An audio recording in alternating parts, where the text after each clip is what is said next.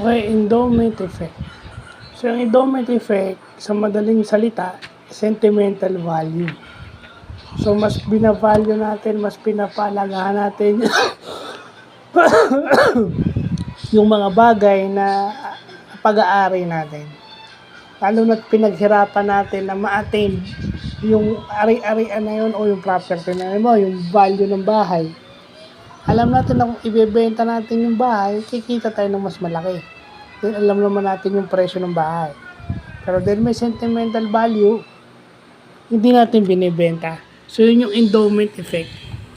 Mas pinapabura natin yung psychological o yung kasi atin yun kaysa dun sa monetary benefit na makukuha natin.